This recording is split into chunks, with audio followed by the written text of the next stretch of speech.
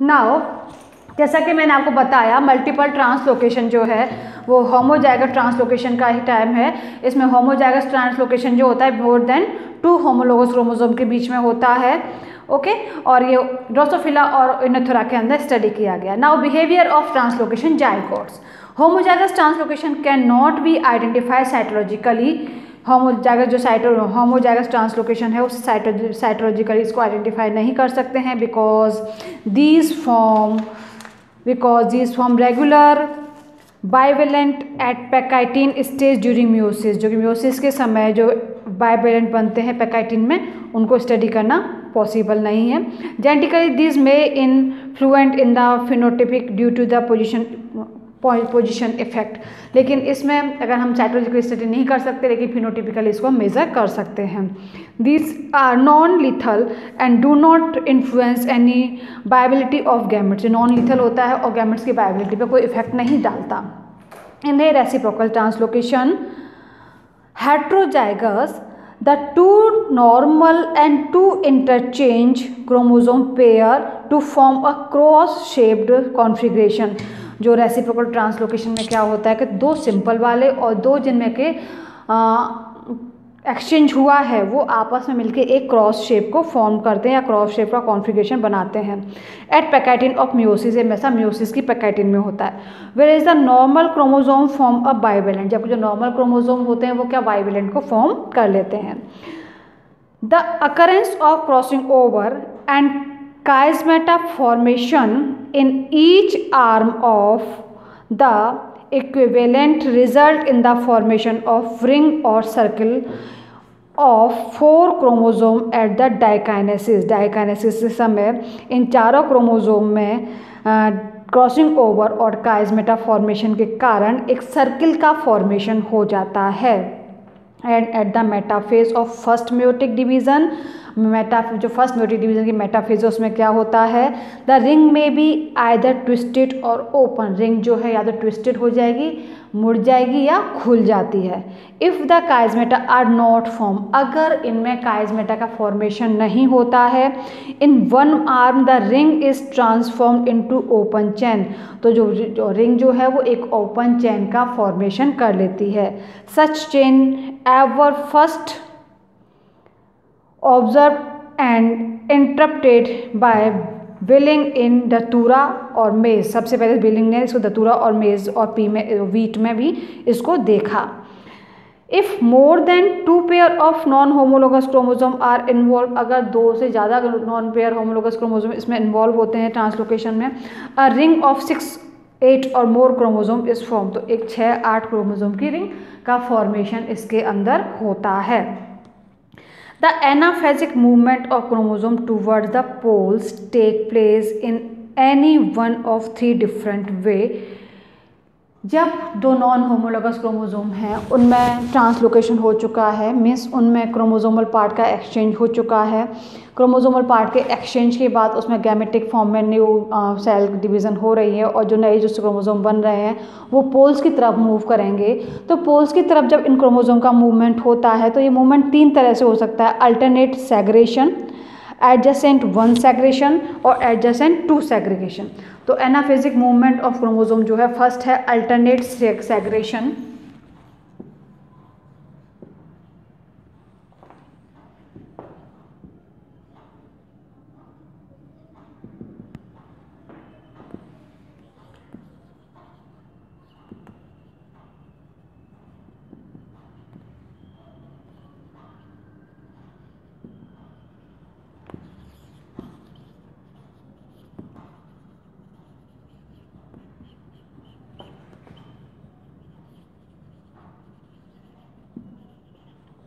Okay, alternate segregation, second है adjacent 1 segregation और third है एडजेसेंट 2 सेग्रेशन। ठीक है, तो अल्टरनेट सेग्रेशन क्या है? The alternate chromosome of the ring, जो रिंग के अल्टरनेट क्रोमोसोम है यानी एक ऊपर वाला एक नीचे वाला। Okay, the alternate chromosome of ring go to the same pole, जो सेम पोल पे जाएंगे, इधर की रिंग का नीचे वाला, इधर का ऊपर वाला, या इधर का ऊपर वाला इधर का नीचे वाला, वो सेम पोल पे मूव करेंगे। और इधर का नीचे वाला इधर का ऊपर वाला जो क्रोमोसोम है, जैसे क्रोमोसोम ने रिंग बनाई इस तरह से, तो ये दिस वन और दिस वन, दिस वन और दिस, यानी ये और ये और ये और ये सेम पोल की तरफ मूवमेंट करेंगे। एक रिंग का एक लोअर पार्ट और दूसरा अपर पार्ट सेम रिंग की तरफ मूव करते हैं। The alternate chromosome of the ring go to the same pole, the normal chromosome on the pole and the translocated chromosome on another pole. इससे क्या होगा कि जब मैं कह रही हूँ आपसे कि ये वाला क्रोमोसोम और ये वाला क्रोमोसोम एक पोल पे मूव करेगा और ये एक पोल पे लोग मूव करेंगे, तो इस तरह के मूवमेंट से क्या होता है कि दो होमोलोगस क्रोमोसोम या क्रोमोसोम के ऐसे पेयर जिनमें के ट्रांसलोकेशन हुआ है या इंटरचेंज हुआ है वो सेम पोल की तरफ मूव करते हैं, और जो दूसरे जिनमें के ट्रांसलोकेशन नहीं हुआ है वो दूसरे पोल की तरफ मूव करते हैं। ओके, तो इसमें okay next, therefore all the gametes receive full complement and are fully viable. ठीक है, तो इससे क्या होता है, जो गैमेट्स होते हैं पूरे क्रोमोसोम को रिसीव कर लेते हैं और फुली वाइबल रहते हैं, उन पर कोई लीथल इफेक्ट नहीं पड़ता है।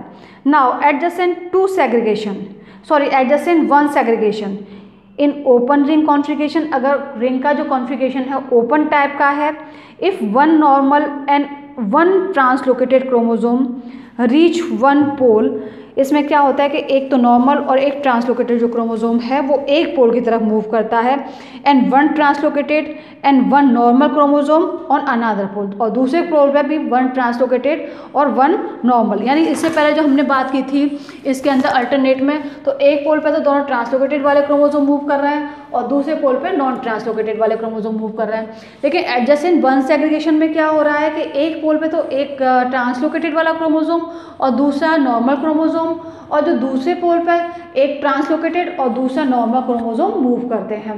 तो एडजेसेंट वन में दोनों ही पोल पर हम देखते हैं, तो इन पे दोनों ही पोल पर अगर हम देखते हैं तो एक क्रोमोसोम ट्रांसलोकेशन वाला या ट्रांसलोकेटेड नेचर का होता है और दूसरा नॉन ट्रांसलोकेटेड नेचर का होता है। ओके, इसीलिए इसे एडजेसेंट वन सेग्रीगेशन कहते हैं। अब एडजेसेंट टू सेग्रीगेशन में क्या होता है, इन सम ओपन रिंग कॉन्फ़िगरेशन, ये जो एडजेसेंट टू कॉन्फ़िगरेशन है ये भी ओपन रिंग कॉन्फ़िगरेशन में ही पॉसिबल होता है। इसमें क्या है, द टू होमोलोगस क्रोमोसोम, इसमें one normal and other translocated, यानी दो जो होमोलोगस क्रोमोसोम हैं इसमें से एक नॉर्मल एक translocated go to one pole and the other two homologous chromosome go to the other pole, this is called adjacent two segregation.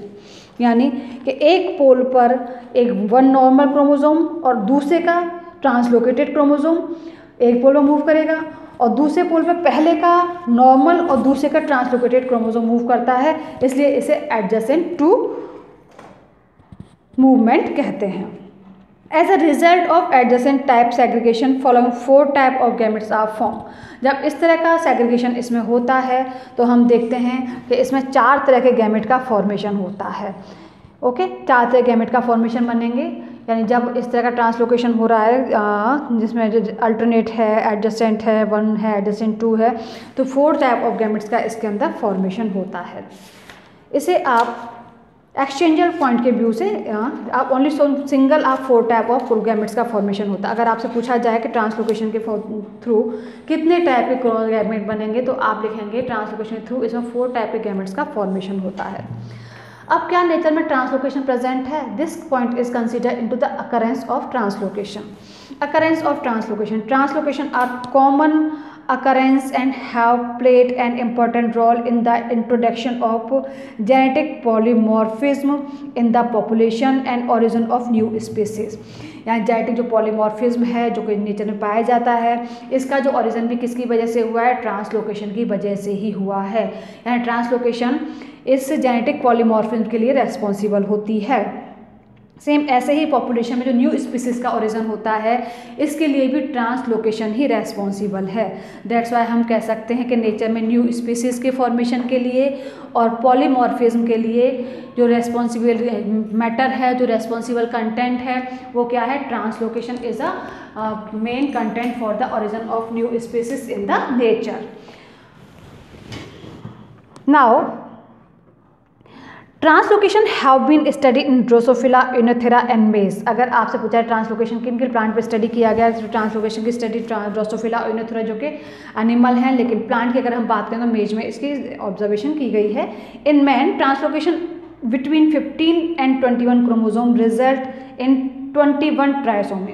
अगर मैन ह्यूमन बीइंग के अंदर जो 15 नंबर का क्रोमोसोम है और जो 21 नंबर का क्रोमोसोम है, इसमें अगर ट्रांसलोकेशन हो जाए, कौन कौन से क्रोमोसोम है, 15th chromosome and 21st chromosome of human being, if translocation occur then इसमें 21 ट्राइसोमी कॉज होती है, 21 ट्राइसोमी हो जाती है इसके अंदर, जिससे डाउनी सिंड्रोम कॉज होता है।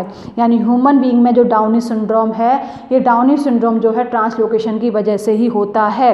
यानी डाउनी सिंड्रोम का जो मेन रीज़न है वो क्या है, ट्रांसलोकेशन ही है, जो कि 15वें क्रोमोसोम और 21वें क्रोमोसोम के बीच होता है। तो ह्यूमन बीइंग में 15वें और 21वें क्रोमोसोम के बीच में ट्रांसलोकेशन हो जाएगा तो इसे डाउनी सिंड्रोम या 21 ट्राइसोमी कॉज होती है। ठीक है, तो इसका सिग्निफिकेंस क्या, what is the significance of translocation. Now translocation में cause change in the morphology और अपीयरेंस ऑफ क्रोमोसोम। जो ट्रांसलोकेशन की वजह से क्रोमोसोम की मॉर्फोलॉजी और अपीयरेंस में चेंजेस आते हैं। Chromosome by centric fusion between 2 acrocentric chromosome segment. कई बार क्या होता है कि दो असेंट्रिक क्रोमोसोम पार्ट हैं उनमें फ्यूज़न हो जाता है, तो इससे असेंट्रिक क्रोमोसोम का फॉर्मेशन हो जाता है और सेंट्रिक फ्यूज़न भी होता है। This may lead to the change in the number of chromosome, जिससे नंबर ऑफ क्रोमोसोम में भी चेंज आ जाएगा। आपको पता है कि सिर्फ वही क्रोमोसोम सर्वाइव कर पाते हैं जिसमें सेंट्रोमियर प्रेजेंट होता है, तो इससे नंबर ऑफ क्रोमोसोम में भी चेंजेस आ जाता है। Translocation introduce genetic polymorphism. Translocation की वजह से जेनेटिक पॉलीमॉर्फिज्म डेवलप होता है in the population of a species and play a significant role in the formation of new variant and new species. जैसा कि मैंने आपको कहा कि न्यू वेरिएंट और न्यू स्पीसीज के फॉर्मेशन में भी ये बहुत गुड रोल प्ले करता है। Now translocation and formation of new species. ऐसा कैसे होता है कि ट्रांसलोकेशन से न्यू स्पीसीज का फॉर्मेशन होता है। Translocation has led to the change in the number of chromosome. Translocation की वजह से नंबर ऑफ क्रोमोसोम में चेंज हो सकता है या होता है, and thus in the formation of new species, और इसी की वजह से न्यू स्पीसीज का फॉर्मेशन होता है। आपको पता है कि नेचर में हर एक स्पीसीज के अंदर नंबर ऑफ क्रोमोसोम फिक्स हैं, जैसे कि ह्यूमन बीइंग के अंदर 2n = 46 हैं। अगर ह्यूमन बीइंग के अंदर 2n = 46 हैं तो n = कितने हैं, 23। तो अगर 23 की जगह इसमें 22 क्रोमोसोम हो जाए तो एक न्यू स्पीसीज का ओरिजिन हो जाएगा। तो क्रोमोसोम के नंबर में चेंज होने के कारण ही न्यू स्पीसीज का ओरिजिन होता है, और क्रोमोसोम में नंबर में वेरिएशन जो कॉज होता है या पॉसिबल है वो ओनली ट्रांसलोकेशन की वजह से ही पॉसिबल है। The karyotype of Drosophila virilis represent the acentric complement consisting of 5 pair of rod shape and 1 pair of dot like. जो ड्रोसोफिला विरिलिस इसकी स्पीसीज है ड्रोसोफिला की, इसमें क्या होता है कि 5 तो क्रोमोसोम ऐसे होते हैं फुली पेयर में होते हैं और एक क्रोमोसोम इसमें डॉट की फॉर्म में होता है। तो इस तरह से इसमें एक न्यू स्पीसीज का फॉर्मेशन हो जाता है ड्रोसोफिला में by the process of translocation. Okay, As a result of adjacent type of segregation, following 4 type of gametes are formed। और इसमें 4 टाइप के गैमेट्स फॉर्म होते हैं, मैं आपको बता चुकी हूँ। 4 टाइप के गैमेट बनेंगे तो इनका जो यूनियन होगा वो अलग अलग होगा। Translocation between X chromosome and 5th pair of chromosome have give rise to chromosome complement found in Drosophila pseudoobscura. अगर X क्रोमोसोम में और डॉट लाइक क्रोमोसोम में दोनों में पेयरिंग हो जाए तो जो नया ड्रोसोफिला बनता है वो स्यूडो ऑस्कर ड्रोसोफिला होता है।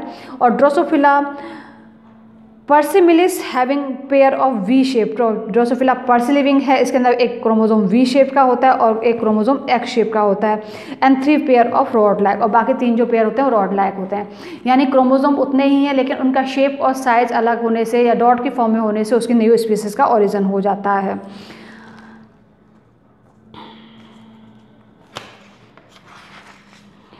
The karyotype of Drosophila willistoni. अगर हम विलिस्टोनी की बात करें, ड्रोसोफिला विलिस्टोनी की, has been driven by 2 more translocation. इसमें 2 से अधिक ट्रांसलोकेशन देखे गए हैं। Bridge result in the combination of 2 of the autosomal rod into another V-shaped autosomal। इसमें जैसा कि मैंने आपको बताया कि ड्रोसोफिला विलियमसोनी है, इसके अंदर 2 से ज़्यादा ट्रांसलोकेशन देखे गए हैं, और ये ट्रांसलोकेशन किसके बीच में हुए हैं, ऑटोसोमल जो रॉड शेप क्रोमोसोम है और दूसरा वी शेप जो क्रोमोसोम है, इसके बीच में ट्रांसलोकेशन होता है। The karyotype of Drosophila melanogaster. अगर हम ड्रोसोफिला मेलानोगास्टा की बात करें, is driven from the presumed ancestral type of two translocation between second, third and fourth, fifth chromosome. तो इसमें देखा कि जिसमें जो मेलानोगास्टर जो ड्रोसोफिला इसका ओरिजिन जो हुआ है सेकेंड, थर्ड, फोर्थ और फिफ्थ क्रोमोसोम में ट्रांसलोकेशन की वजह से हुआ है। In the conversion of 4 rod shaped autosomal into V shaped, इसमें जब इस तरह का ट्रांसलोकेशन हुआ तो जो फोर्थ जो रॉड शेप का क्रोमोसोम था वो वी शेप में कन्वर्ट हो गया।